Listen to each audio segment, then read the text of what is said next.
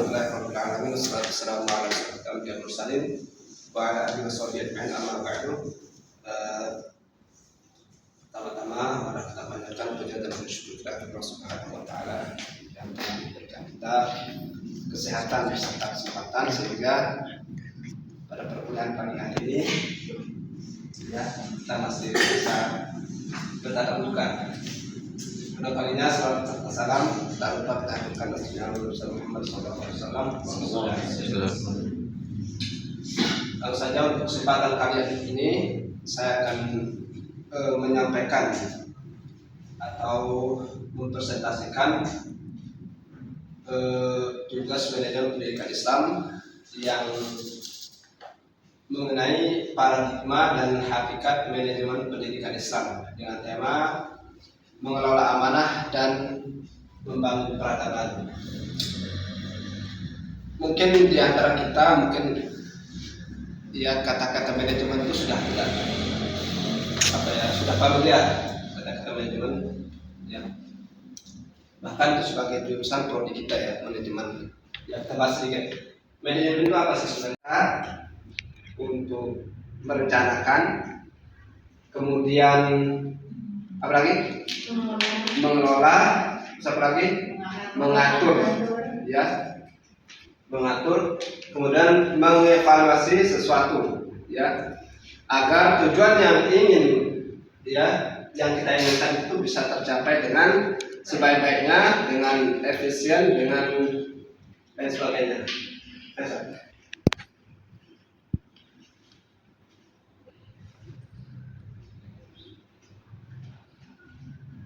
Baik. Kemudian rujukan ayat dan hadis. Allah Ta'ala fi kitab khalifah di muka bumi. Seorang khalifah di muka bumi berarti manusia itu diberikan tanggung jawab untuk mengelola, ya, untuk menjaga, ya, dan dalam kehidupan di bumi ini, ya, sesuai dengan aturan, ya, mengelola dan menjaga, ya, kehidupan dunia ini sesuai dengan aturan Allah Subhanahu wa taala. Ya, dalam ayat ini Allah menjelaskan bahwa manusia itu dijadikan sebagai khalifah di muka bumi. Kemudian Rasulullah SAW bersabda, "Kullukum ra'in wa kullukum mas'ulun an ra'iyatihi." Setiap kamu adalah pemimpin dan setiap kamu akan dimintai pertanggungjawaban atas kepemimpinannya.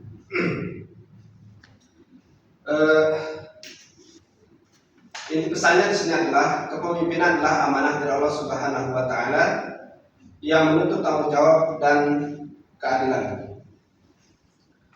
Dari sini kita belajar bahwa pemimpin itu bukan hanya sekedar mengenai jabatannya. Kan banyak sekarang kita lihat para pemimpin kita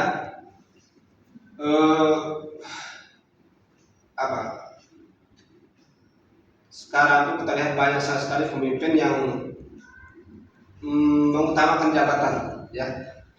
Dia punya jabatan tinggi akan tetapi tidak memenuhi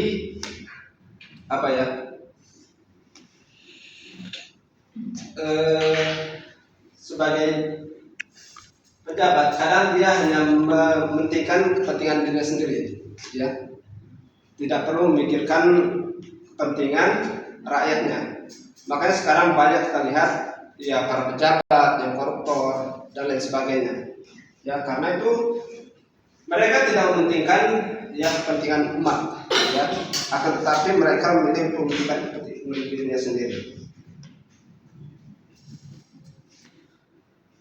Begitu juga dalam sebuah pendidikan, ya, seorang kepala sekolah, seorang guru, maupun seorang mahasiswa ataupun siswa, ya, semuanya memiliki tanggung jawab masing-masing, ya, sesuai dengan perannya masing-masing.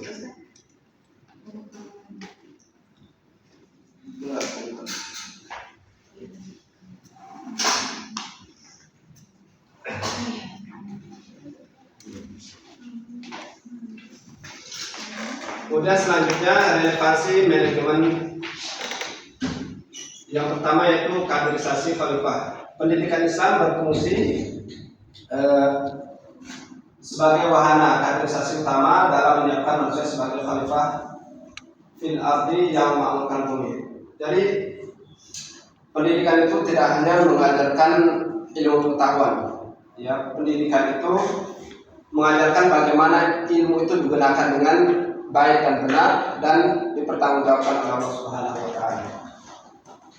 Kemudian pertanggungjawaban teologis. Pengelolaan lembaga pendidikan dibangun berbasis nilai amanah serta komitmen pertanggungjawaban teologis kepada Allah Subhanahu wa taala.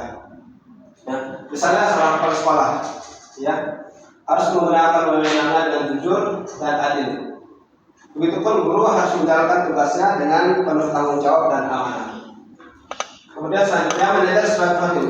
Manajer madrasah atau sekolah Islam berkedudukan sebagai khatim atau pelayan umat yang mengabdi demi kemaslahatan bersama. Ya, maksudnya di sini seorang pemimpin itu harus memberikan pelayanan terbaik, terutama kepada peserta didik, kepada guru maupun kepada masyarakat.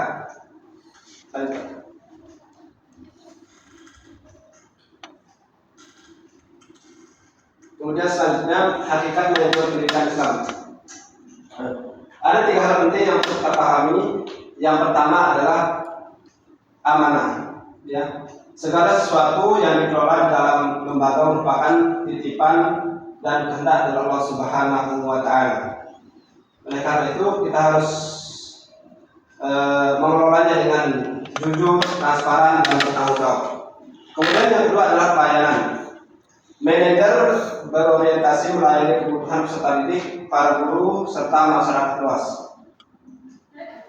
Di dalam pendidikan Islam, seorang manajer harus memiliki semangat melayani. Ya. Nilai kuncinya di sini adalah ikhlas melayani demi kemaslahatan. Kemudian yang ketiga, tujuan ilahiyah. Seluruh aktivitas berorientasi pada pembentukan insan kamil dan meraih ridha Allah Subhanahu wa taala. Jadi pendidikan Islam tidak hanya bertujuan membuat seorang menjadi pintar atau mendapatkan nilai yang tinggi, tapi lebih dari itu, ya, membentuk manusia yang memiliki ilmu, iman, dan akhlak yang baik serta mendapatkan ridha Allah Subhanahu wa taala. Kemudian selanjutnya fungsi manajemen pendidikan Islam.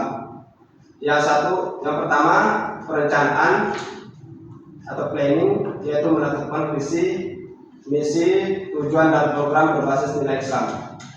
Kemudian yang kedua pengorganisasian, organizing, yaitu menyusun struktur dan pembagian tugas sesuai potensi dan amanah. Kemudian pelaksanaan, equating, menggerakkan sumber daya dengan semangat ibadah dan kolaborasi. Kemudian pengawasan, controlling, monitoring dan evaluasi berkesinambungan berbasis nilai Islam. Kemudian evaluasi dan perbaikan, improving dan perbaikan, melakukan perbaikan untuk meningkatkan kualitas dan keberkahan.